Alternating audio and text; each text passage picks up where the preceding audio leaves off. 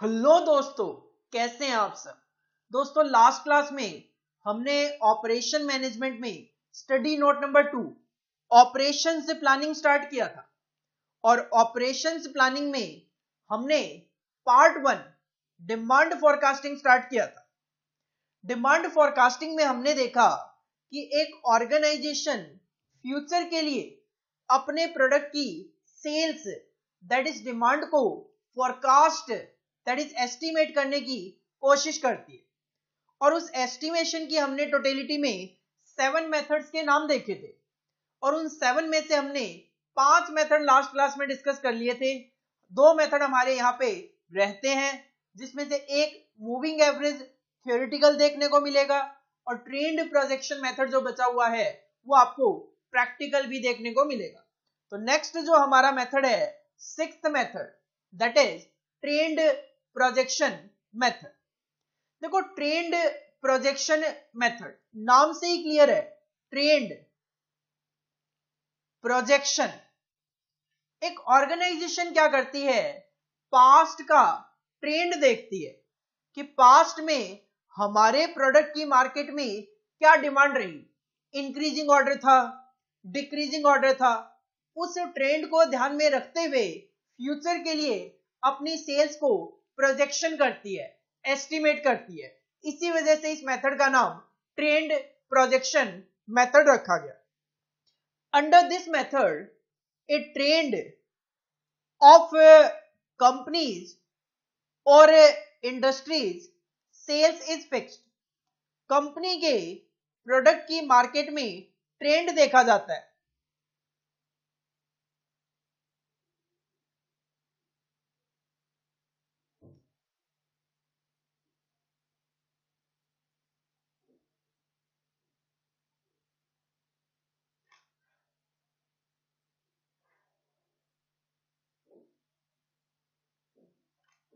Under this method, a trend of companies or industry sales is fixed with the help of historical data। historical data मतलब past data के basis पे हम trend देखते हैं। Relating to sales which are collected, observed और recorded at successive intervals of time. Like आप yearly basis पे देख सकते हो कि से एग्जांपल 2011 में इतनी सेल थी, 2012 में इतनी सेल्स थी, 2013 में इतनी सेल्स थी, तो 14 में कितनी होगी, 15 में कितनी होगी, 2017 में ये सेल्स थी, 2018 में ये सेल्स थी, 2019 में ये सेल्स थी, तो 2020, 21, 22 में कितनी सेल्स होगी। Such data is generally refer to as time series. ये जो हिस्टोरिकल डेटा होता है जिसके बेसिस पे हम फ्यूचर की सेल्स को एस्टिमेट करने जा रहे हैं, इस डेटा को टाइम सीरीज बोला जाता है। The changes in value of sales is found out. हम देखते हैं कि 2017 से 18 में क्या चेंज आया, 18 से 19 में क्या चेंज आया, वो हम चेंज फाइंड आउट करते हैं। The study may show that the sales sometimes are increasing. आप देखोगे कभी सेल्स बढ़ रही है एंड सम टाइम डिक्रीजिंग, तो कभी सेल कम हो रही है। But a general trend in the long run will be either upward और डाउनवर्ड। लेकिन लॉन्ग रन में अगर हम हिस्ट्री देखें तो उस सिचुएशन में आपको कहीं ना कहीं एक ट्रेंड दिखाई देगा जो कि या तो ऊपर की तरफ सेल जाती हुई दिखाई देगी या फिर सेल नीचे की तरफ जाती हुई दिखाई देगी। It can not be both ways. Long run में वो ऐसा नहीं होगा, कभी इंक्रीजिंग कभी decreasing.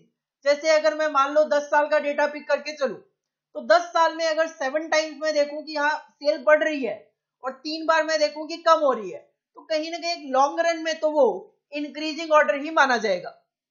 This trend is called secular trend. जब आप वहां से एक ट्रेंड फाइंड आउट कर लेते हो कि सेल का ट्रेंड अपवर्ड है या फिर डाउनवर्ड है, तो उस ट्रेंड को सेक्युलर ट्रेंड बोला जाता है, one sided trend. The sales forecast with the help of this method are made on the assumption that the same trend will continue in the future।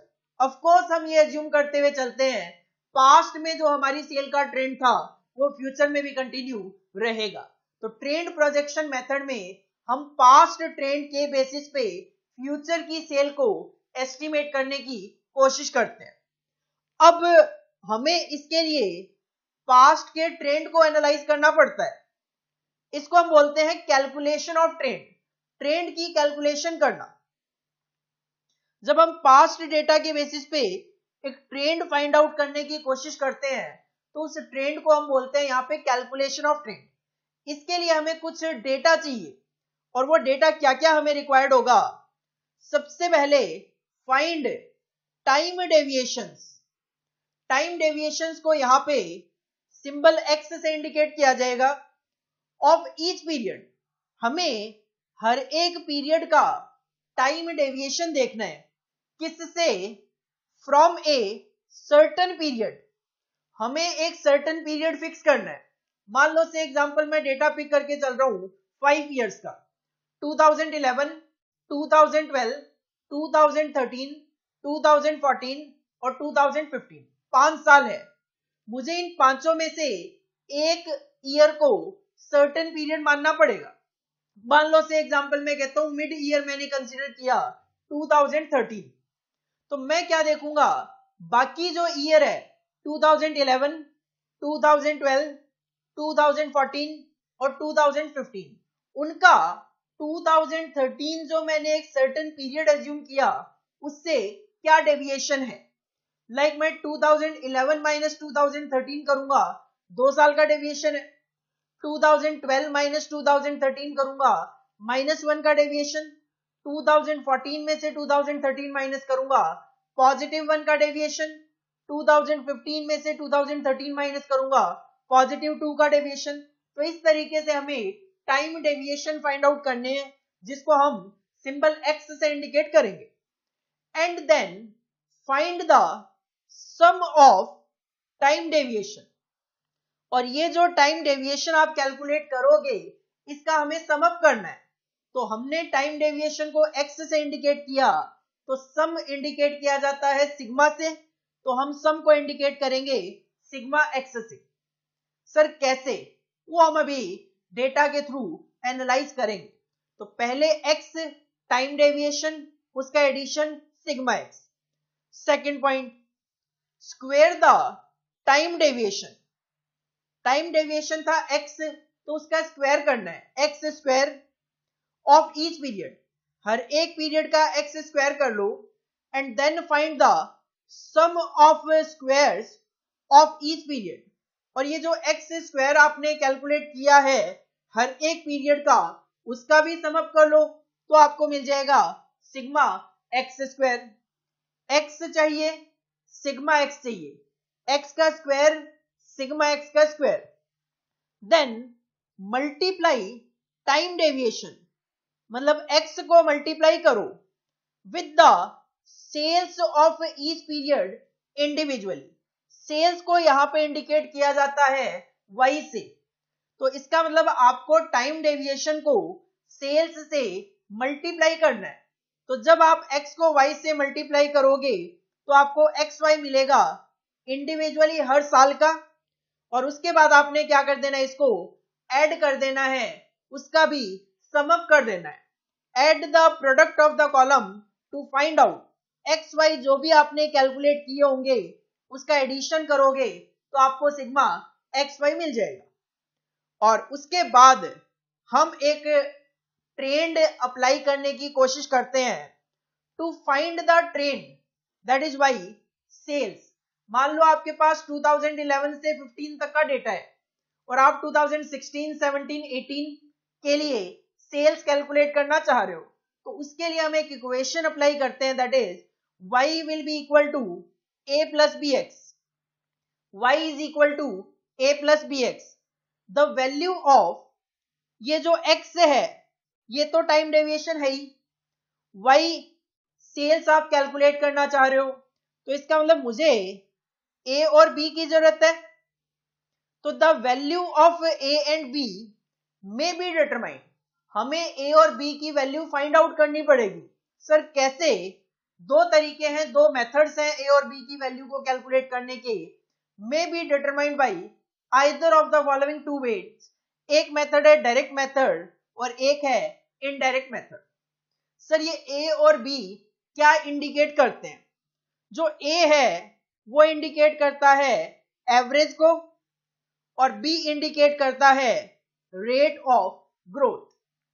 जैसे आप इकोनॉमिक्स में पढ़ते हो, इकोनॉमिक्स में जब आप कंजम्पशन फंक्शन अप्लाई करते हो तो वहां पे इक्वेशन अप्लाई होती है C is equal to A plus B Y. Economics की मैं बात करूं तो वहां पे हम अप्लाई करते हैं कंजम्पशन फंक्शन में C is equal to A plus B Y, जहां पे C is the consumption, A होता है एक कांस्टेंट फिगर। तो यहां पे भी A जो है वो एक कांस्टेंट डिमांड है कि इतनी तो मार्केट में डिमांड होगी ही होगी, प्लस B वहां पे होता था MPC, marginal propensity to consume, कि आपकी इनकम कितनी होगी तो उस इनकम का कितना प्रोपोर्शन आप कंज्यूम करते हो। बिल्कुल वैसे ही यहाँ पे टाइम डेविएशन क्या होगा, उस टाइम के बेसिस पे कितनी मेरी यहाँ पे सेल जनरेट होगी, that is indicated by B. Rate of growth किस पे डिपेंड करेगी? टाइम पे। टाइम के साथ साथ आपका रेट ऑफ ग्रोथ अप्लाई होता जाएगा। तो A इज इक्वल टू वो Y is equal to A plus B X. Sir steps थोड़े से कंफ्यूजिंग है। अगर स्टेप्स कंफ्यूजिंग है तो सिंपल मैं कहूंगा आप माइंड में एक बार के लिए फिलहाल फॉर्मूला रखो, Y is equal to A plus B X. Here Y will be the sales, हमें कैलकुलेट करनी है, A plus B X, X is the time deviation फिलहाल के लिए, A is the average, B is the rate of growth. याद कर लिया sir, Y is equal to A plus B X. अब ये जो A और B कैलकुलेट करने हैं, इनको कैलकुलेट करने के दो मेथड हैं, डायरेक्ट और इनडायरेक्ट। और ये जो आपने अभी 3 पॉइंट देखे थे, फर्स्ट, सेकंड और थर्ड, इसको अप्लाई करना बड़ा इजी है। हम इस कैलकुलेशन ऑफ ट्रेंड को एक स्टेटमेंट की फॉर्म में रख सकते हैं। सर वो स्टेटमेंट दिखा दो। स्टेटमेंट है बेटा,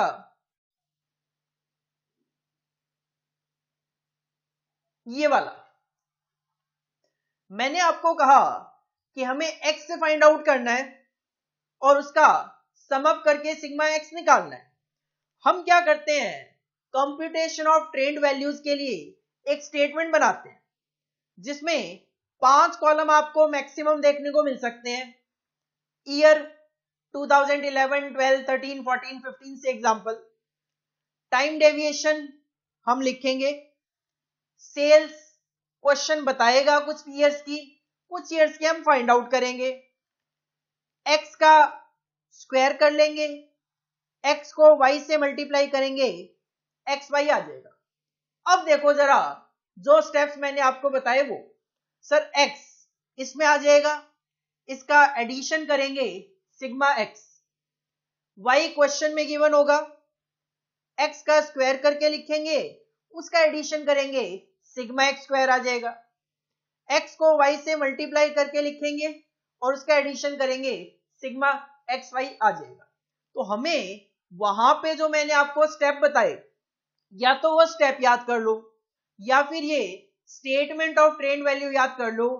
years, time deviation indicated by x, sales indicated by y, x square xy।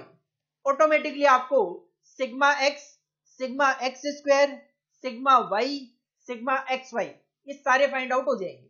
और फाइनली हमें अप्लाई करना है y is equal to a plus B X. x हम फाइंड आउट कर लेंगे यहां से, y हमें कैलकुलेट करना है, a प्लस b जो है that is values of a and b। ये डिपेंड करेगी सर हम कौन सा मेथड अप्लाई करने जा रहे हैं, डायरेक्ट मेथड या फिर इनडायरेक्ट मेथड। डायरेक्ट या इनडायरेक्ट मेथड करवाने से पहले अभी तक जो हमने डिस्कशन किया है मैं उसको क्रक्स में आपके सामने रख देता हूं। Trend projection method, on the basis of past trend हम फ्यूचर की सेल्स को एस्टिमेट करने की कोशिश करते हैं। इसके लिए इक्वेशन है y is equal to a plus B x.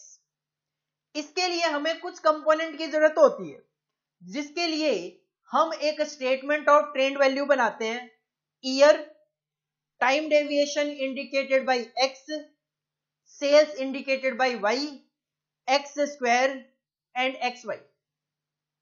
बस अभी तक आप अपने माइंड में ये रखो। सर ए और बी की वैल्यूज को कैलकुलेट करने की दो मेथड है। First one is direct method and second one is indirect method. किसी भी मेथड में मूव ऑन करने से पहले मैं ये चाहूंगा आप अभी तक जो हमने डिस्कशन किया है उसको अपनी कॉपी में नोट करें। हेडिंग पुट करो ट्रेंड प्रोजेक्शन मेथड। सबसे पहले ये फर्स्ट 3 पॉइंट्स आप कॉपी कर लो।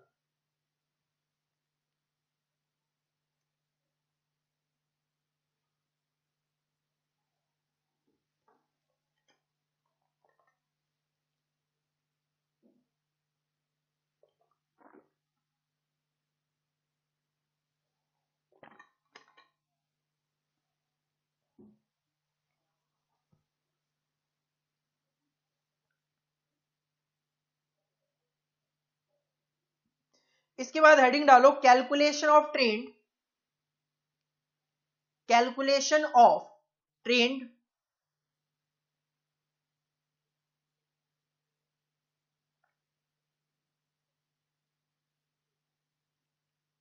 और ये सारा मैटर आप कॉपी कर लो।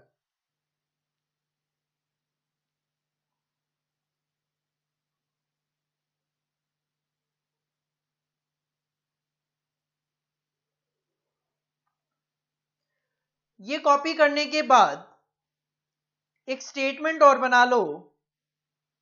हेडिंग पुट करो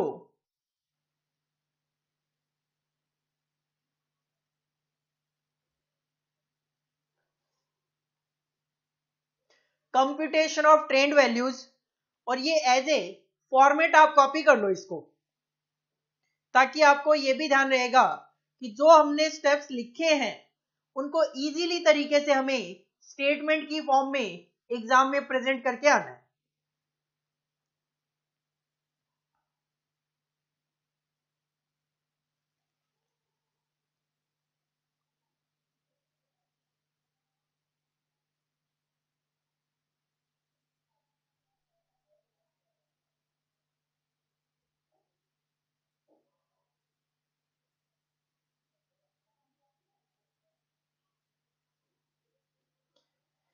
अब हम ए और बी की वैल्यूज को कैलकुलेट करने की दो मेथड्स हैं, डायरेक्ट मेथड और इनडायरेक्ट मेथड, वो हमें डिस्कस करनी है।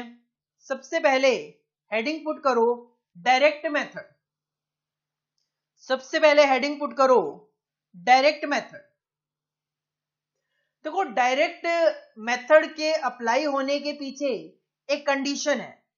वो कंडीशन है this method is applicable only when sigma X is equal to 0।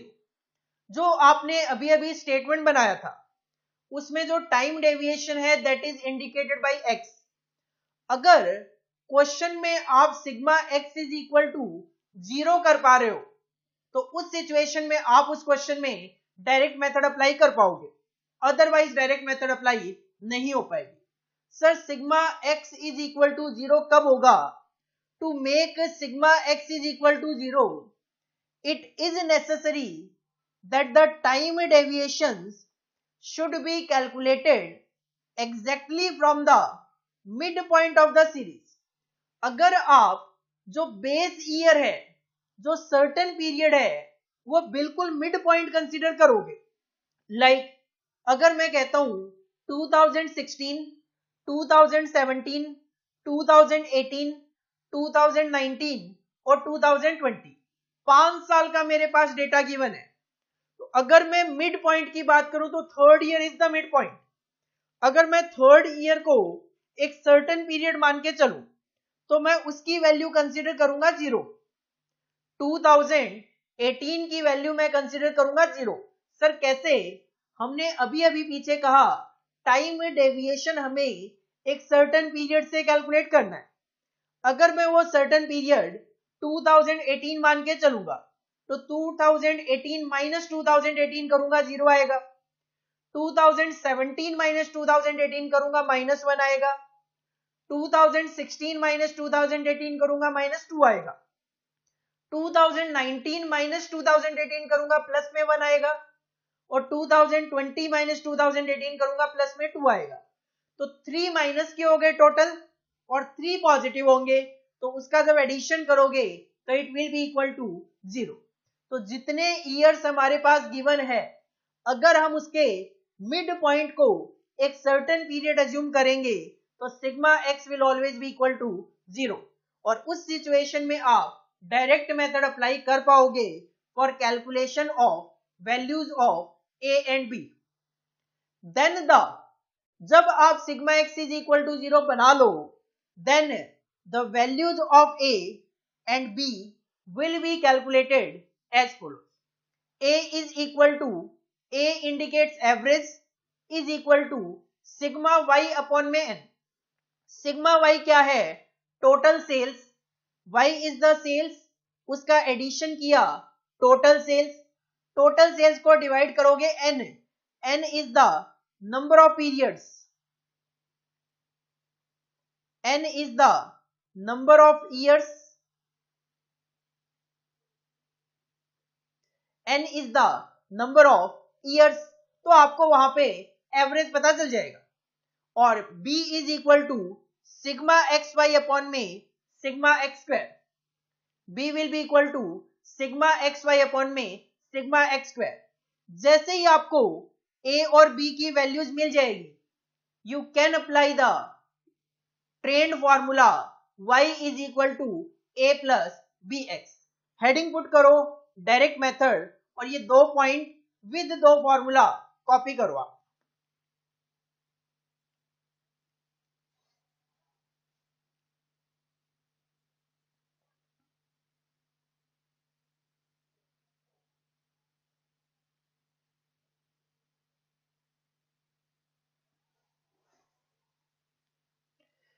इसके बाद इनडायरेक्ट मेथड है, मूविंग एवरेज मेथड है, criteria of a good forecasting method है, और उसके बाद कुछ क्वेश्चंस हैं। लेकिन मैं पहले आपको डायरेक्ट मेथड पे कुछ क्वेश्चन करवाना चाहूंगा। क्वेश्चन नंबर 1 देखो, जिसको हम डायरेक्ट मेथड से सॉल्व करने की कोशिश करेंगे। Question number 1, from the following time series data of sale project the sales for the next 3 years। Question कहता है हमने आपको एक टाइम सीरीज का डेटा दिया है और उसके बेसिस पे आप सेल प्रोजेक्ट करो अगले 3 सालों के लिए। इसका मतलब आपको 2001 से 2007 तक का डेटा गिवन है, आपको 2008, 2009 और 2010 की सेल्स को एस्टिमेट करना है। क्वेश्चन ने हमें 2001 से लेकर 2007 तक का डेटा दे दिया और सेल जो गिवन है वो है इन 1000। 2001 में 80,000 यूनिट की सेल देखी गई, 2002 में 90,000 यूनिट की सेल देखी गई, 2003 में 92,000 की सेल देखी गई। मतलब पहले तो इंक्रीज है, उसके बाद एक बार डिक्रीज हुआ, 2004 में ये 83 हो गया, लेकिन फिर बाद में फिर से इंक्रीज हुआ, 2004 से 2005 में इंक्रीज, 2005 से 2006 में इंक्रीज। आप देखोगे ट्रेंड है, पहले इंक्रीज, फिर इंक्रीज, फिर ये डिक्रीज है, फिर ये इंक्रीज, फिर ये इंक्रीज, फिर ये डिक्रीज है। मतलब 2 साल इंक्रीज होता है, फिर 1 साल डिक्रीज, फिर 2 साल इंक्रीज होता है, फिर 1 साल डिक्रीज। ये कहीं ना कहीं ट्रेंड दिखाई दे रहा है हमारा। तो इस ट्रेंड के बेसिस पे हमें 2008, 9 और 10 की सेल्स को एस्टिमेट करके देना है। हम इसके लिए डायरेक्ट मेथड अप्लाई करने की कोशिश करेंगे। डायरेक्ट मेथड एप्लीकेशन हो चाहे इनडायरेक्ट मेथड हो, y is equal to a plus B X. लेकिन y is equal to a plus B X apply करने के लिए हमें ट्रेंड वैल्यूज की जरूरत होती है। तो हम हमेशा बनाते हैं computation of trend values. Heading put करो answer number 1, computation of trend values. 5 column होंगे। पहला कॉलम होगा years, second column will be time deviation indicated by X, third column will be of sales indicated by Y, fourth column X square and fifth column X Y.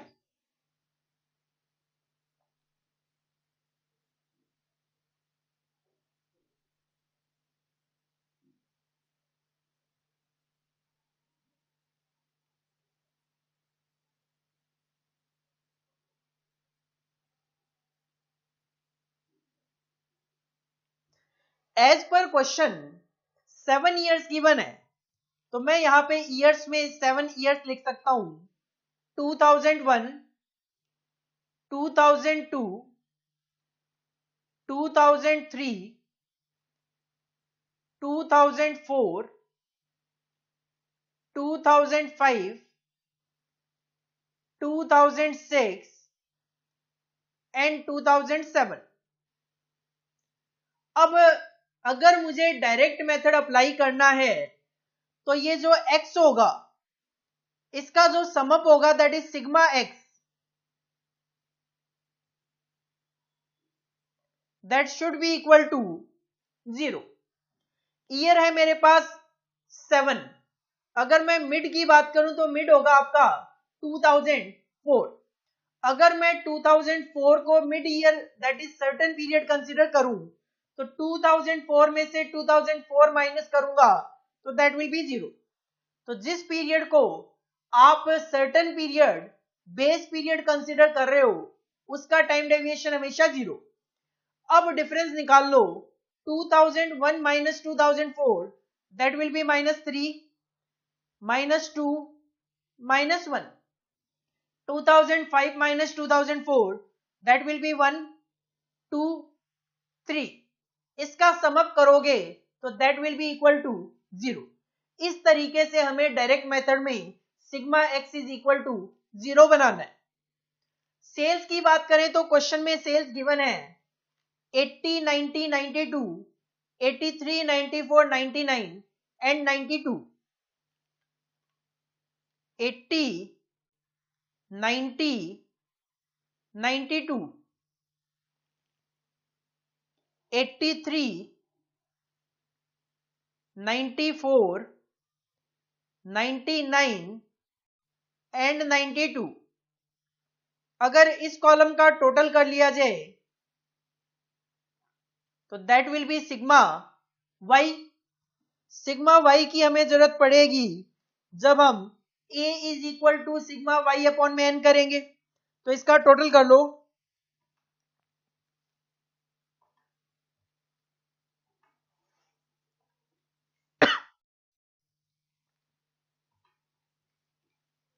इसका total आ जाएगा आपका 630।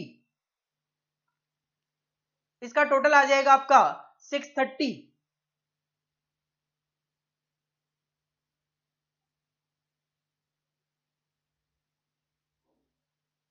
इसके बाद x square, x है आपका -3, square will be 9, 2 का square 4, 1, 0, 1, 4 and 9। इसका sum up कर लिया जाए तो that will be sigma X square, that will B 28। और लास्ट कॉलम में हमें चाहिए एक्स वाई। एक्स को वाई से मल्टीप्लाई करो, 3 multiply by 80 it will B -240, 2 multiply by 90 it will B -180, -1 multiply by 92 -92, 0, 94, 99 multiply by 2 it will B 198, 92 multiply by 3 that will be 276। इस column का टोटल किया जाए तो that will be sigma X Y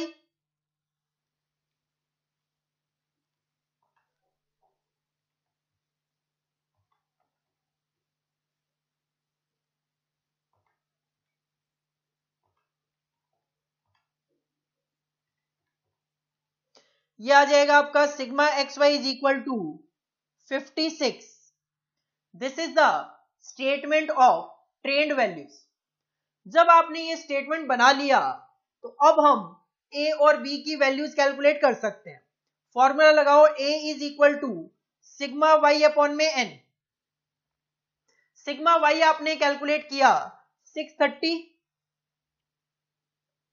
N की बात करें तो नंबर ऑफ ईयर्स है आपके 7, तो दैट विल कम 90. 90 की डिमांड आपकी कांस्टेंट है, एवरेज है, आप ये मान के चल रहे हो. And B is equal to sigma X Y upon में sigma X square. Sigma X Y है आपका 56 और सिग्मा एक्स स्क्वायर था आपका 28. 56 अपॉन में 28, इट विल बी 2. ए आ गया 90 और बी आ गया आपका 2. इसके बेसिस पे हम 2008, 9 और 10 की सेल वैल्यू कैलकुलेट करने की कोशिश करेंगे.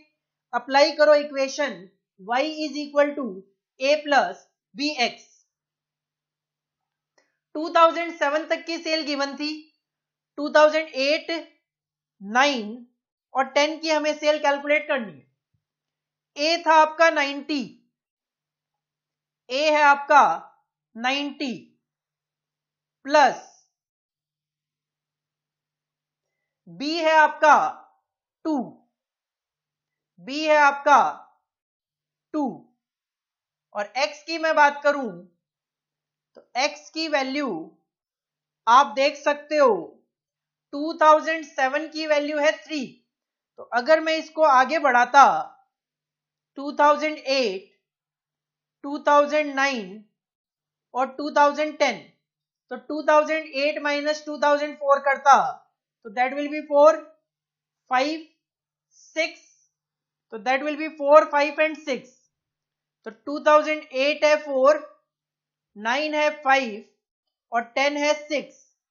तो these will be your values of 2008, 9 and 6. 2008 की सेल वैल्यू आ रही है 98, 2009 की आ रही है 100 और 2010 की आ रही है 102. This is the estimated sales for the year 2008, 9, 10 on the basis of direct method and trend projection method. Heading put करो आंसर नंबर 1. पहले आप अगर क्वेश्चन कॉपी करना चाहो तो क्वेश्चन भी कॉपी कर सकते हो. क्वेश्चन कॉपी कर लीजिए.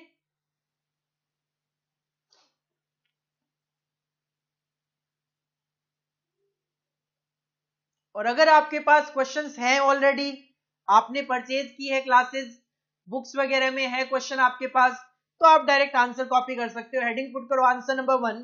This is your first slide. इसको आप कॉपी कर लीजिए.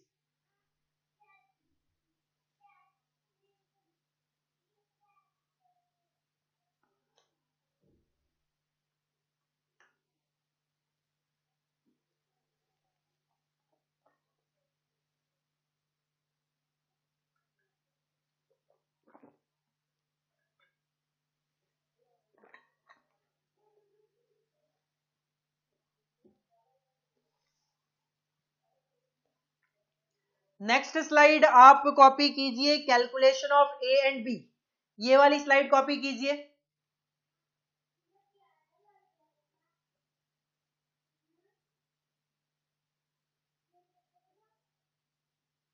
इसके बाद आप कॉपी कीजिए y is equal to A plus B X की स्लाइड्स.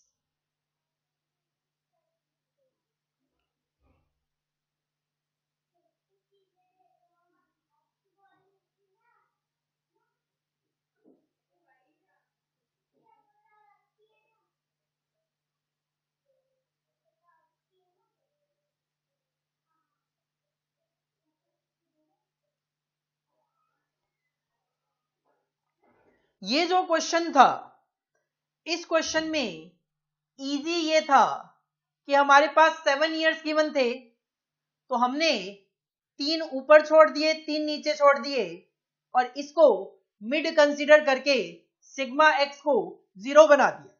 लेकिन अगर किसी क्वेश्चन में ईयर केवल गिवन है 6 और मैं उसमें भी डायरेक्ट मेथड अप्लाई करना चाहूं तो सर किस तरीके से करूं? क्वेश्चन नंबर सेकंड देखो, question number second, from the following time series data of sale project the sale for the next 5 year. आपके पास अगेन टाइम सीरीज गिवन है, 6 साल का डेटा 2002 से 2007 और हमें सेल प्रोजेक्ट करनी है अगले 5 सालों के लिए 2008, 9, 10, 11 और 12, अगले 5 सालों के लिए सेल प्रोजेक्ट करनी है। ईयर गिवन है 2002 से 7 और सेल गिवन है मेरे पास लैक्स में 100, 110, 115, 120, 135 एंड 140। सर इस सिचुएशन में आप डायरेक्ट मेथड कैसे अप्लाई करोगे? देखो कुछ भी हो, हमें स्टेटमेंट ऑफ ट्रेंड वैल्यूज तो बनाना है। तो पहले एक बार मैं अगर अपना स्टेटमेंट बनाना शुरू करूं, computation of trend values, heading put करो आंसर नंबर 2, हेडिंग पुट करो answer number 2, computation of trend values, bracket में जो अजम्पशन है एक बार लिख लो, मैं इसको अभी समझाऊंगा आपको। Assumed time deviation 6 month is equal to 1 period. मैं यहां पे एक पीरियड 1 साल को नहीं, मैं यहां पे एक पीरियड 6 महीने का अज्यूम करके चलूंगा। 5 कॉलम में आप कैलकुलेशन करोगे, year, time deviation indicated by X, sales indicated by Y, then X square and finally X Y. मे भी कुछ स्टूडेंट समझ गए होंगे कि सर ने 1 period is equal to 6 month assume किया है, तो कुछ स्टूडेंट शायद समझ गए होंगे sigma X is equal to 0 कैसे बनेगा, बट फिर भी समझाना है मुझे, अभी बाकी है।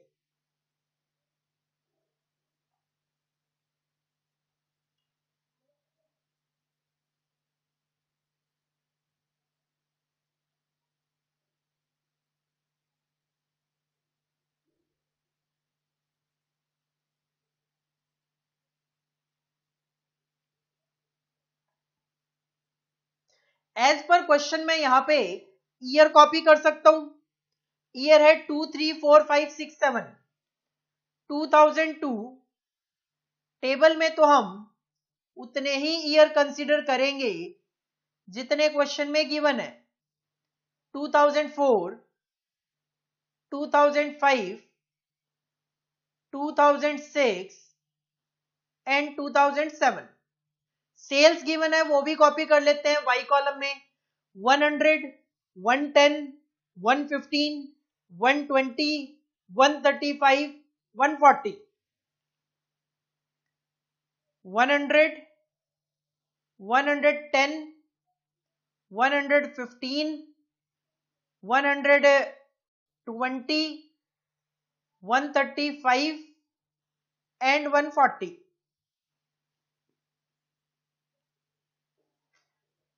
हमें यहां पे जो टाइम डेविएशन का कॉलम है इसको मैं डायरेक्ट मेथड अप्लाई करना चाह रहा हूं, तो इसको sigma X is equal to 0 बनाना है। ये जो टोटल होगा दैट विल बी और सिग्मा वाई एडिशन करके लिख लो,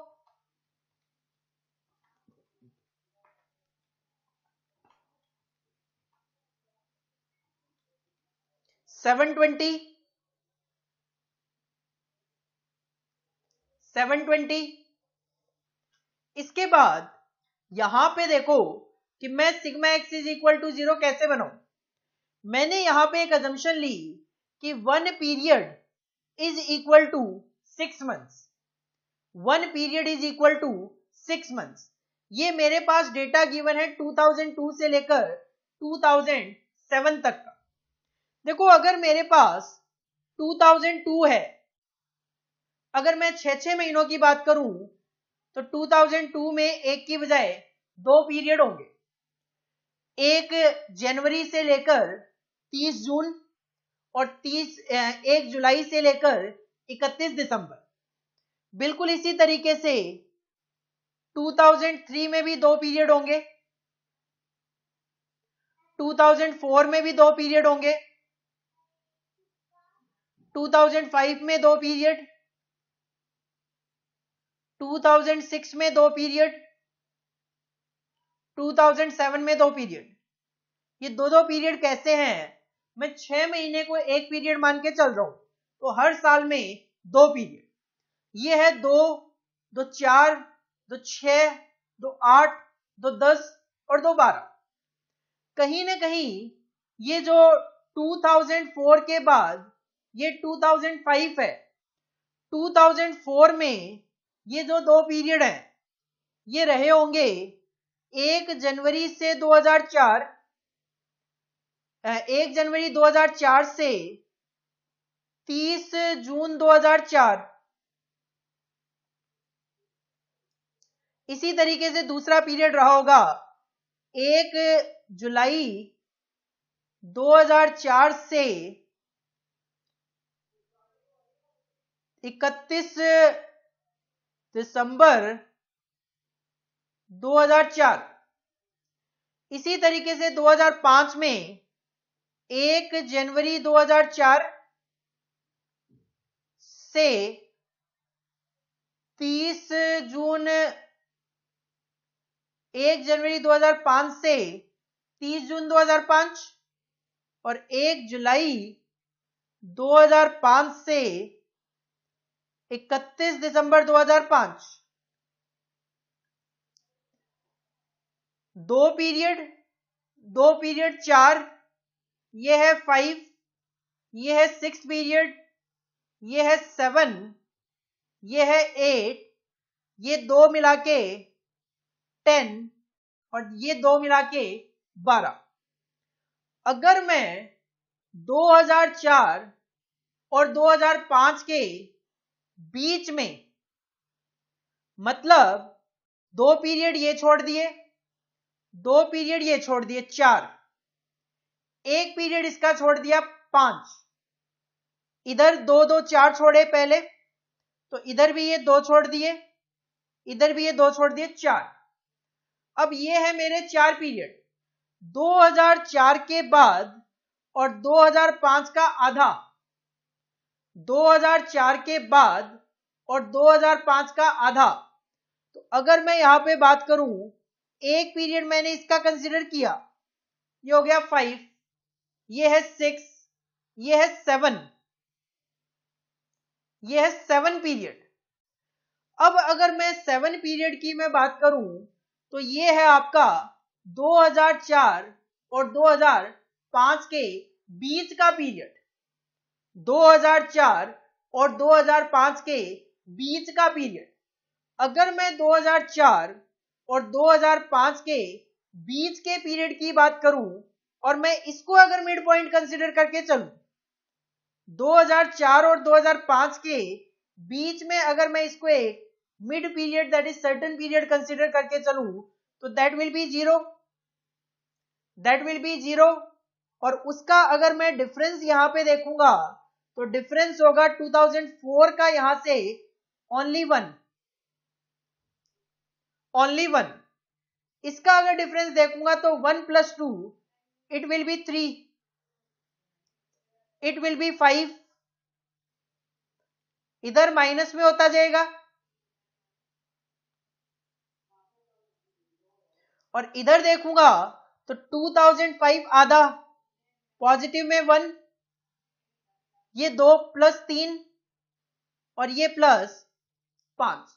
तो अगर मैं 2004 और 5 के बीच में जो भी पीरियड होगा उसको यहां पे अगर मिड पीरियड 0 एज्यूम करके चलूं, तो उस सिचुएशन में 2004 एंडिंग -1, यहां से मैं एज्यूम कर रहा हूं, तो 2004 एंडिंग -1, 2003 एंडिंग -3, 2002 एंडिंग -5। इधर 2005 ये खत्म हो जाएगा +1 पे, ये +3, ये +5। समझ पा रहे हो? दोबारा से अगर मैं 2004 और 2005 के मिड का, मतलब यहां पे इस पीरियड को अगर मैं मिड पीरियड कंसीडर करके चलता हूं, इस वाले पीरियड को, तो अगर मैं इसको 2004 के एंड से कंपेयर करूंगा तो दैट विल बी -1, क्योंकि मैं 6 महीने का एक पीरियड कंसीडर करके चल रहा हूं, तो यहां से कंपेयर करूंगा तो दैट विल बी 6 मंथ -1। मुझे इससे कोई मतलब नहीं है, मैं सीधा यहाँ पे 2003 का एंड देखूंगा। एंड क्या होगा? 31 दिसंबर 2003। तो -1 है, इसमें 2 पीरियड कवर हो गए, तो ये हो गया -3। इसमें फिर से 2 पीरियड कवर हो गए, -5। यहां से 31 दिसंबर 2005 को मेजर करूंगा, जून से दिसंबर, ये +1। फिर ये 2 पीरियड कवर कर लेगा, +3। ये 2 पीरियड कवर कर लेगा, +5। तो जब आप स्टेटमेंट बनाओगे तो स्टेटमेंट में ये 0 कहीं नहीं दिखाई देगा। 2004 में आपको दिखाई देने वाला है -1, 2 पीरियड इसमें कवर हो गए, -3, ये हो गया -5। इसी तरीके से ये +1 होगा, फिर केवल ये +3 होगा और ये +5 होगा। मैंने मिड किसको अज्यूम करा है? मिड है मेरा ये वाला पीरियड, 30 जून 2005, 1 जनवरी 2005 से लेकर 30 जून 2005 मेरा मिड है। 30 जून 2005 से मैं मेजरमेंट करूंगा, 31/12 एक पीरियड, 31/12/2005 भी एक पीरियड। अब पूरा साल कंसीडर करूंगा तो पूरे साल में 2 बार 6 महीने आएंगे, तो 2 पीरियड आपके कवर होते रहे। इस तरीके से आप sigma X is equal to 0 बना सकते हो अगर आपके पास जो नंबर ऑफ ईयर्स गिवन है वो नंबर ऑफ ईयर्स इवन में हो, 2, 4, 6, 8। अगर वो ओड में चल रहे होंगे तो आपको कोई इश्यू आएगा ही नहीं। आगे कंटिन्यू करते हैं। x², -5 का स्क्वायर 25, -3 का 9, 1, 1, 9, 25। इसका टोटल करें तो that will be sigma x², that will B 70, sigma x² that will B 70, xy 100 multiply by -5, -500, -3 into 110, -330, -1 multiply by 115, -115, +1 multiply by 120, +120, 3 multiply by 135, positive में 405, 5 मल्टीप्लाई बाई 140, पॉजिटिव में 700। इसका समअप करें तो that will be sigma XY, sigma XY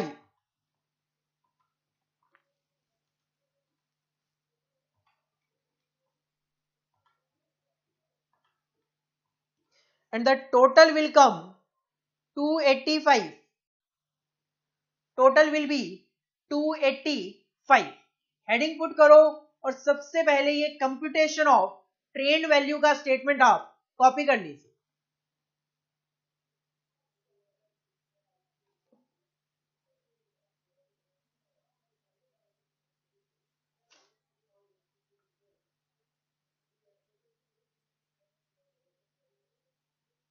इसके बाद पहले हम calculate करेंगे ए और बी की वैल्यूज।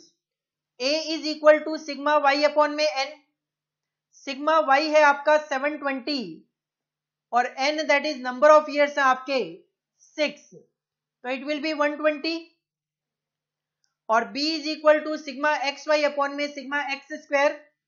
सिग्मा एक्स वाई है आपका 285 डिवाइडेड बाई 70, 285 डिवाइडेड बाई 70, तो that will B 4 point something, that will B 4.07, 4.07। इसके बेसिस पे हम अगले 5 सालों की सेल एस्टिमेट कर सकते हैं। आओ जरा इक्वेशन लिखो, y is equal to a plus B X. As पर क्वेश्चन हमारे पास 2007 तक का डेटा गिवन था, हमें 2008, 9, 10, 11 और 12 के लिए कैलकुलेशन करनी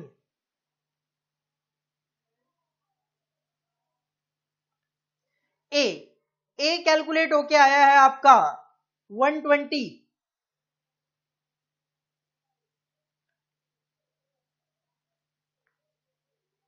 प्लस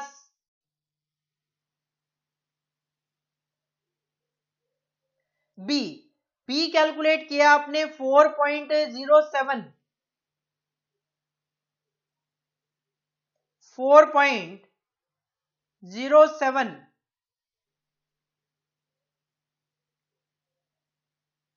और x है आपका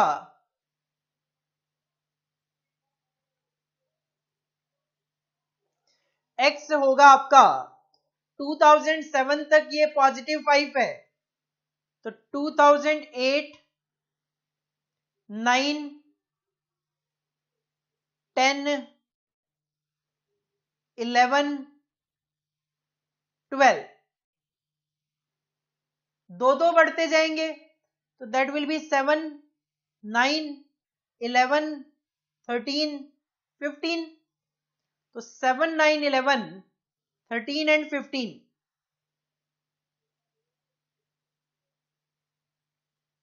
अकॉर्डिंगली हम यहां पे सेल्स कैलकुलेट कर पाएंगे। That will B 4.07 into 7 plus 120, it will B 148.49। Round of में 148 लिख सकता हूं।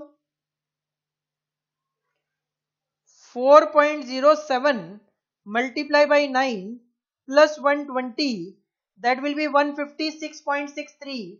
राउंड ऑफ में 157 आप लिख सकते हो। 4.07 multiply by 11 plus 120, 164.77। Round of में आप 165 लिख सकते हो। 4.07 multiply by 13 plus 120, 172.91। Round of में आप 173 लिख सकते हो। And 4.07 multiply by 15 plus 120, 181.05। Round of में आप 181 लिख सकते हो। That will be your estimated sale for the next 5 years on the basis of trained projection method, direct method। Heading put करो। अगर क्वेश्चन कॉपी करना है तो पहले आप क्वेश्चन कॉपी कर सकते हो, और अगर आपके पास क्वेश्चन है तो हेडिंग पुट करो आंसर नंबर 2 और ये स्लाइड आप कॉपी कर लीजिए।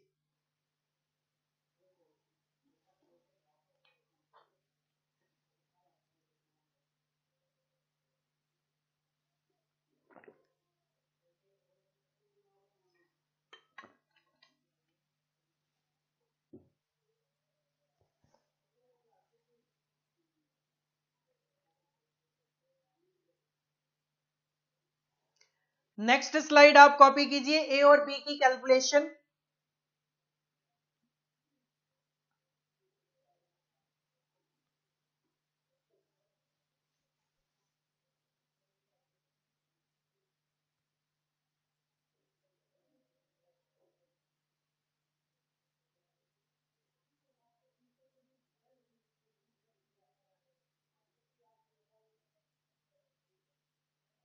और उसके बाद y is equal to a plus B X.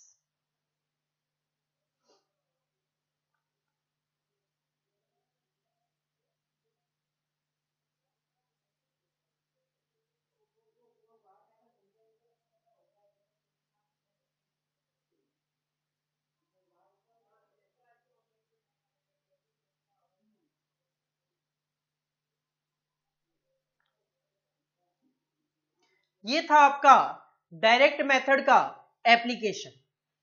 इसके बाद नेक्स्ट मेथड है हमारा ए और बी की वैल्यूज को कैलकुलेट करने का, दैट इज इनडायरेक्ट मेथड। देखो इनडायरेक्ट मेथड में इक्वेशन थोड़ी सी अलग है। This method can be applied in both the cases, चाहे sigma X is equal to 0 बने ना बने, डजेंट मैटर, इनडायरेक्ट मेथड हर सिचुएशन में अप्लाई हो सकता है। तो अगर आपको लगता है कि जो क्वेश्चन नंबर सेकंड में हमने डायरेक्ट मेथड का एप्लीकेशन किया वो अगर आपके लिए कंफ्यूजिंग है तो आप उस क्वेश्चन को एग्जाम में इनडायरेक्ट मेथड से भी सॉल्व कर सकते हो। This method can be applied in both the cases where sigma X has any positive value, negative value, sigma X is equal to 0 हो ना हो, डजेंट मैटर, कोई फर्क नहीं पड़ता। हाँ, यहां पे ए और बी की वैल्यूज को कैलकुलेट करने के लिए हमें दो इक्वेशन बनाकर उसको सॉल्व करना है। The values of A and B are calculated by solving the following two equation. Sigma Y is equal to N A plus B sigma X. Sigma Y आपने स्टेटमेंट ऑफ ट्रेंड वैल्यू में calculate किया था। N है number of periods या quantity किसी भी चीज की। ए वही जो हमें ए की वैल्यू कैलकुलेट करनी है, बी की वैल्यू हमें कैलकुलेट करनी है। Sigma X statement of trend value में था। दूसरी इक्वेशन है sigma X Y is equal to A sigma X plus B sigma X square. Sigma X Y statement of trend value से मिल जाएगा, ए की वैल्यू हमें कैलकुलेट करनी है, sigma X statement of trend value से मिल जाएगा, बी की वैल्यू कैलकुलेट करनी है, सिग्मा एक्स स्क्वायर आपको स्टेटमेंट ऑफ ट्रेंड वैल्यू से मिल जाएगा। तो सब कुछ वही होगा, केवल और केवल आंसर का तरीका अलग हो। हेडिंग पुट करो इनडायरेक्ट मेथड और ये दो लाइन कि इनडायरेक्ट मेथड किसी भी सिचुएशन में अप्लाई हो सकता है और दो इक्वेशन कॉपी कर लीजिए।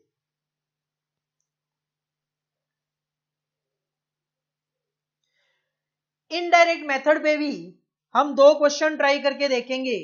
आओ जरा क्वेश्चन नंबर थर्ड देखो। Question number third, N investigation into the demand for colour TV sets in 5 towns has resulted in the following data. 5 towns में कलर टीवी सेट्स की डिमांड का इन्वेस्टिगेशन किया गया।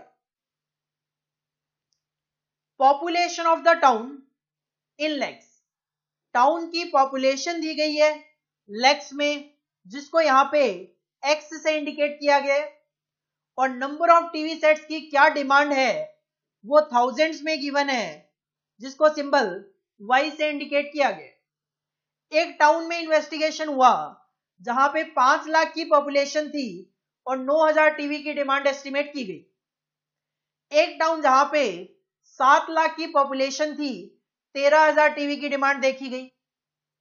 एक टाउन जहां पे 8 लाख की पॉपुलेशन थी, 11000 टीवी की डिमांड देखी गई।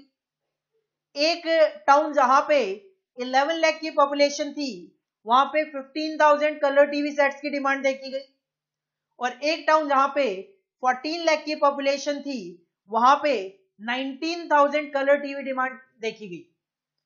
क्वेश्चन चाहता है estimate the demand for colour TV sets for 2 towns. 5 town की पॉपुलेशन और टीवी की डिमांड गिवन है। क्वेश्चन चाहता है हम 2 टाउन की कैलकुलेशन करके दें जिसकी पॉपुलेशन 10 लाख और 20 लाख है। आप ऊपर देखोगे पॉपुलेशन में 10 लाख और 20 लाख नहीं है, तो हमें इन पॉपुलेशन और इन डिमांड के बेसिस पे ये बताना है कि 10 लाख जहां पॉपुलेशन होगी वहां टीवी की डिमांड कितनी होने की उम्मीद है, और जहां पॉपुलेशन 20 लाख की होगी वहां कलर टीवी सेट्स की डिमांड क्या होने की उम्मीद है। और इसको हम सॉल्व करेंगे इनडायरेक्ट मेथड से। आप देखोगे कि आप इस क्वेश्चन को डायरेक्ट मेथड से सॉल्व कर ही नहीं सकते। क्यों डायरेक्ट मेथड से सॉल्व नहीं कर सकते? क्योंकि डायरेक्ट मेथड में नॉर्मली आपको एक टाइम डेविएशन दिखाई देता है, जबकि यहां पे आपको टाइम डेविएशन दिखाई नहीं देगा। तो कहीं ना कहीं आप देख सकते हो कि जो टाइम डेविएशन वाले क्वेश्चन है मैं उनको चाहूं तो डायरेक्ट मेथड से चाहूं तो इनडायरेक्ट मेथड से सॉल्व कर सकता हूं, लेकिन जो क्वेश्चन टाइम डेविएशन के नहीं है मैं उनको इनडायरेक्ट मेथड से ही सॉल्व करूंगा। आओ जरा सॉल्व करने की कोशिश करते हैं, और इसके लिए सबसे पहले आप बनाओगे computation of trend values. Heading put करो answer number 3, computation of trend values. यहां पे ईयर्स नहीं है, जिसकी वजह से जो पहला कॉलम था आपका ईयर्स का वो नहीं आएगा। तो आप यहां पे लिखोगे population in lakhs that is indicated by X, sales indicated by y, then x square and then xy. Population 5, 7, 8, 11, 14. 5, 7, 8, 11 and 14. Sales 9, 13, 11, 15, 19. 9, 13, 11, 15, 19. यहां पे आप x का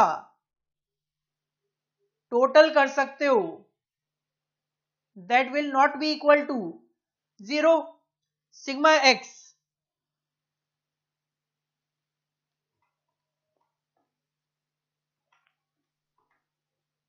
(45) sigma x is equal to 45।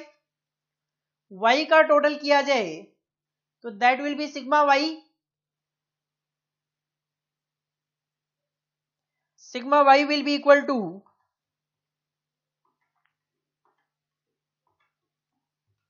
67 x square 5 का स्क्वायर 25, 7 का स्क्वायर 49, 8 का स्क्वायर 64, 11 का square 121 and 14 का square 196।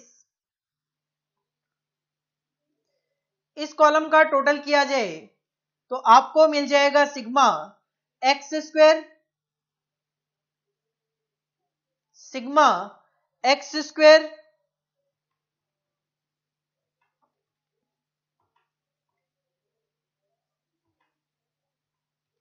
That will be 455। x को y से मल्टीप्लाई करेंगे, 5 multiply by 9 45, 13 multiply by 7 91, 11 multiply by 8 88, 15 multiply by 11 165, 14 multiply by 19 266। इसका एडिशन करें तो हमें मिल जाएगा sigma X Y, sigma X Y that will B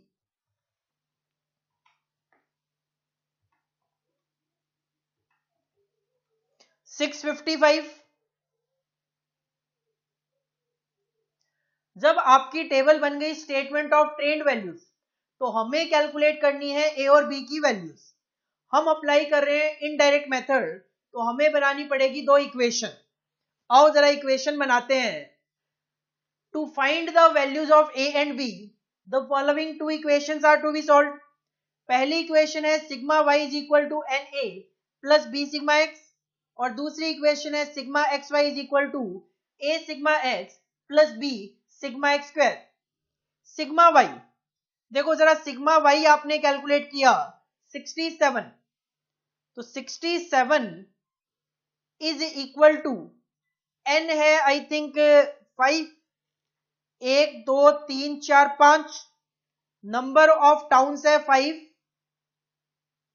ए की वैल्यू आपको कैलकुलेट करनी है तो that will be 5a plus B sigma X, sigma X है आपका 45, तो इट विल बी 45b।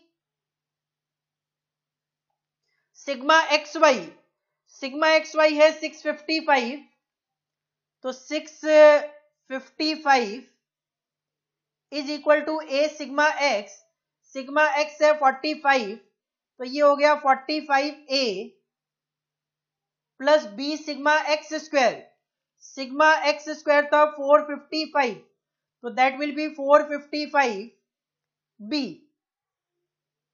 ये बन गई आपकी दो इक्वेशन। इस इक्वेशन को सॉल्व करके हमें ए और बी की वैल्यूज कैलकुलेट करनी है।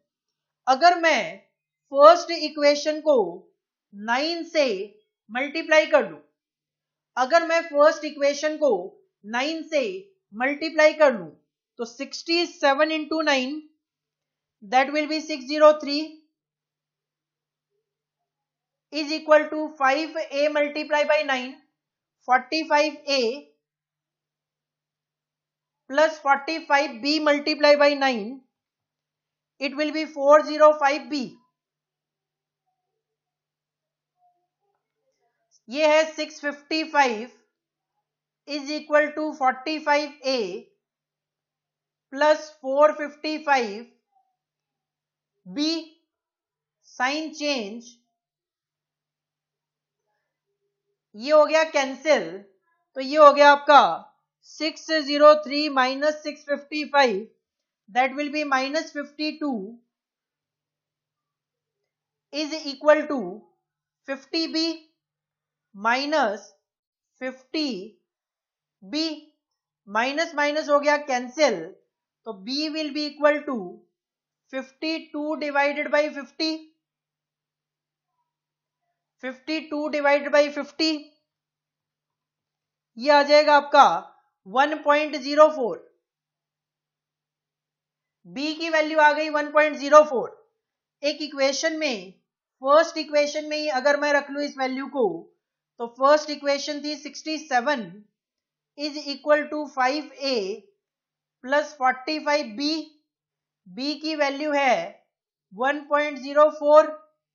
इसको सॉल्व कर लो तो 67 minus 45 into 1.04, 46.8 is equal to 5a, तो a is equal to 67 minus 46.8, it will be 20.2 divided by 5, 20.2 divided by 5 is equal to 4.04।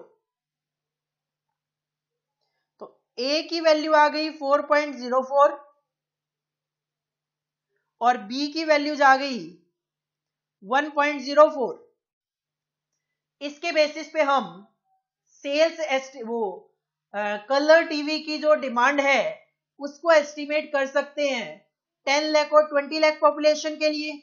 आओ जरा y is equal to A plus B X, y is equal to A plus B X. जहां पे 10 लाख की population होगी, जहां पे 10 लाख की population होगी, वहां पे y that is demand of colour TV set will be equal to A. A आपने कैलकुलेट किया है 4.04 प्लस बी है आपका 1.04 मल्टीप्लाई बाई एक्स, एक्स है एक्स लेना है आपको, पॉपुलेशन लेनी है आपको 10 लाख की, 10 लाख की पॉपुलेशन के लिए, तो ये आ जाएगा आपका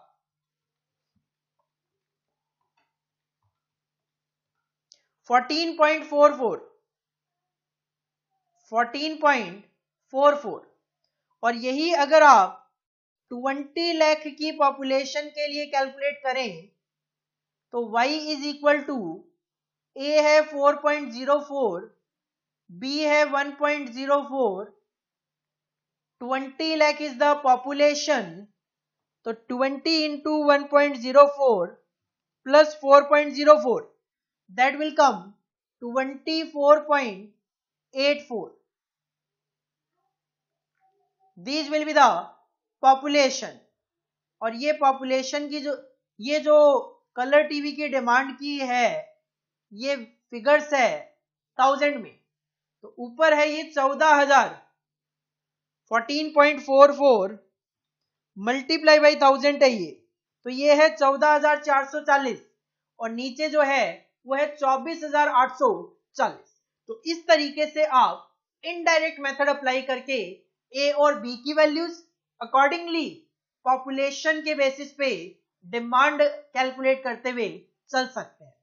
अगर क्वेश्चन है आपके पास तो बेटर है, नहीं है क्वेश्चन तो पहले आप क्वेश्चन कॉपी कर लीजिए।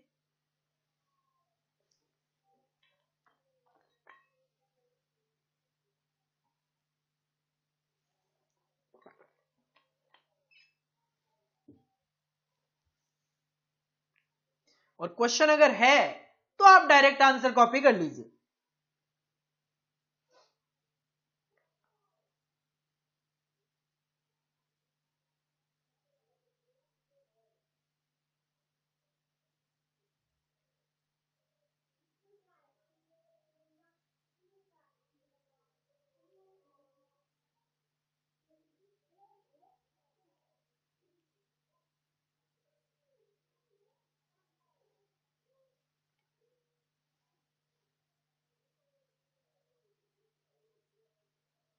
पहले स्लाइड ए प्लस बी नहीं करनी, ए और बी की वैल्यूज की कैलकुलेशन की स्लाइड जो है वो आप पहले कॉपी कर लें।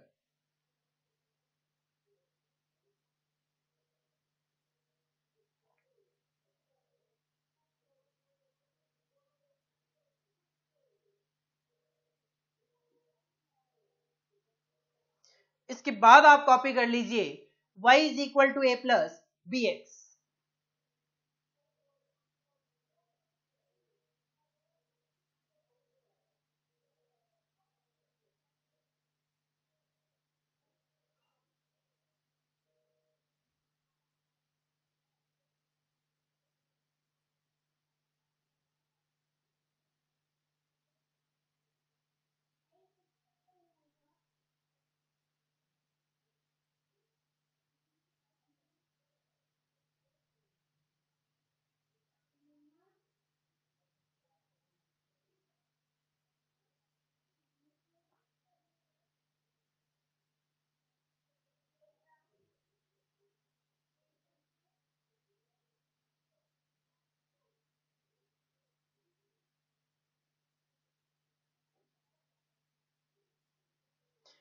इसके बाद एक क्वेश्चन नंबर 4 और है, आप इस क्वेश्चन को कॉपी कर लीजिए और ये जो क्वेश्चन है ये है आपका होमवर्क।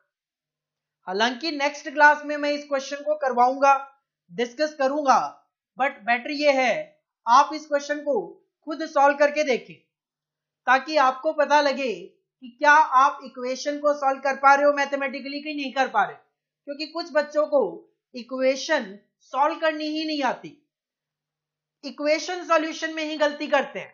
तो आप इस क्वेश्चन को कॉपी कीजिए, खुद अपने आप एक बार घर पे करके देखो। आज की जो क्लास है वो हम यहीं पे फिनिश करते हैं। आज की क्लास में हमने एक method that is trend projection method का डिस्कशन किया।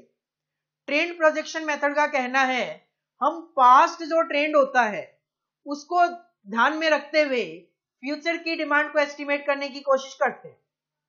इक्वेशन अप्लाई की जाती है y is equal to A plus B X, जहां पे y indicate demand that is sales, A एक एवरेज अमाउंट को इंडिकेट करता है, एवरेज फिगर को इंडिकेट करता है, b is the rate of growth, x depending upon question to question क्या है। डायरेक्ट मेथड में नॉर्मली ये टाइम डेविएशन होता है, जबकि इनडायरेक्ट मेथड में x इंडिकेशन क्या कुछ भी हो सकता है। डायरेक्ट मेथड की बात करें तो डायरेक्ट मेथड में ए और बी की वैल्यूज को कैलकुलेट करने के लिए हम स्टेटमेंट ऑफ ट्रेंड वैल्यू बनाते हैं, जिसमें 5 कॉलम कंसीडर करते हैं। Year, X that is time deviation, Y is sales, X square, X Y. इसको बनाने के बाद हम कैलकुलेट करते हैं ए और बी की वैल्यू। A is equal to sigma Y upon में N and B is equal to sigma X Y upon में सिग्मा एक्स स्क्वायर। ए और बी की वैल्यूज कैलकुलेट करने के बाद हम A plus B X equation apply करके नेक्स्ट ईयर्स की डिमांड एस्टिमेट करते हैं। इनडायरेक्ट मेथड डायरेक्ट मेथड में केवल और केवल तभी एप्लीकेशन हो सकता है जब sigma X is equal to 0। Indirect method किसी भी सिचुएशन में अप्लाई किया जा सकता है, बट इनडायरेक्ट मेथड में दो इक्वेशन बनाकर सॉल्व करना पड़ता है। इक्वेशन है, फर्स्ट इक्वेशन है sigma Y is equal to N A plus B sigma X, और दूसरी इक्वेशन है sigma X Y is equal to A sigma X plus B sigma X square. Equation को solve करके हमें ए और B की values calculate करनी है। Then same equation y is equal to A plus B X. Direct method पे दो question मैंने करवाए, इनडायरेक्ट मेथड पे एक क्वेश्चन करवा दिया। एक क्वेश्चन आपका होमवर्क है, जो होमवर्क है नेक्स्ट क्लास में हम डिस्कस करेंगे, और बाकी भी इस चैप्टर में एक मेथड, मूविंग एवरेज और criteria of a good method हमें डिस्कस करके नेक्स्ट क्लास में हम इस चैप्टर को कंप्लीट कर लेंगे। तब तक आप जितना भी पोर्शन इस चैप्टर का मैंने करवाया है वो रिवाइज करके आओ। Thank you, all the best.